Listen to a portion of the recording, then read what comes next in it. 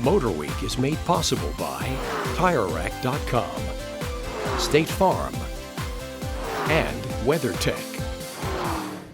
Since the third-gen new Mini arrived for 2014, its improvements have been steadily making their way through the entire Mini lineup. And now that roulette wheel stops at Mini's crossover utility vehicle, the Countryman. Well, Americans sure love their SUVs, so let's see if they'll also love this biggest Mini yet.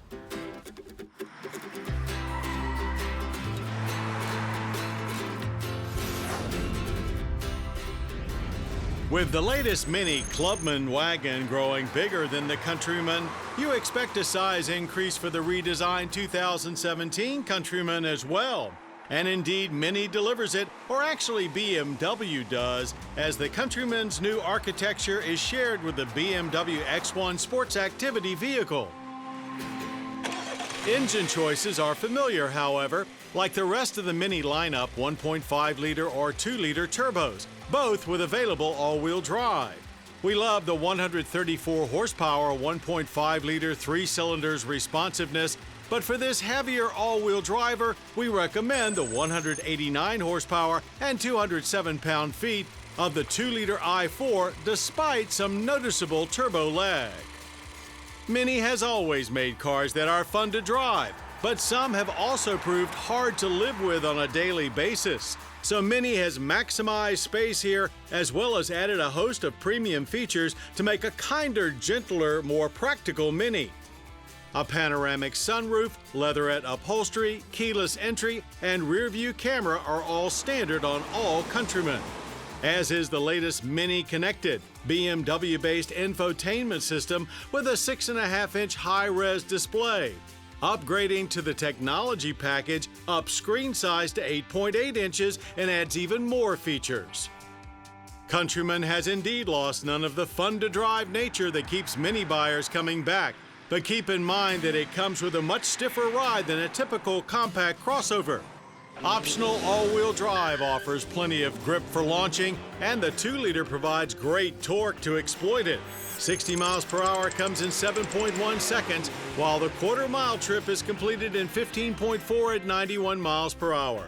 Power is plentiful, and there's a pleasing exhaust note. Standard transmission remains a 6-speed manual, but our car was shifted by the optional 8-speed automatic. It provides a nice little surge of power every time it selects a new gear. Clearly, the BMW influence is in full effect here. Just 112 feet was our average stopping distance from 60. The brake pedal is firm and there's good stability when braking full. Like all Minis, the retro flavor is so pronounced that it takes careful study to see what is actually new. Well, in addition to everything being larger, the grille gets cleaned up a little and the front bumper smoothed out. Trademark fender flares and fender trim are still here. Still not exactly pretty, but unique and now better for the eyes. While we will call this an SUV, there's not enough ground clearance here to venture too far off the beaten path. 6.5 inches, which is up from 5.9 last year. Still, Mini's capable ALL4 all-wheel drive system is more than adequate for wintry travel. Interior space gets a nice boost, but again, everything you see and touch looks very familiar. Things are highly functional as well, with rear seats sliding fore and aft as well as reclining. Cargo space grows to 17.6 cubic feet behind the rear seat. 40-20-40 split folding seatbacks add flexibility, as well as expand the space to 47.6 cubic feet. An optional hands-free power liftgate is new too. Under power, government fuel economy ratings are 22 city, 31 highway, and 26 combined.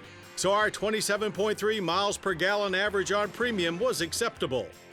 The energy impact score of 12.7 barrels of yearly oil use and 5.7 tons of CO2 emissions is only slightly better than average for all vehicles. But really, the only thing to give us pause about any Mini is their consistent dwelling near the bottom of reliability ratings.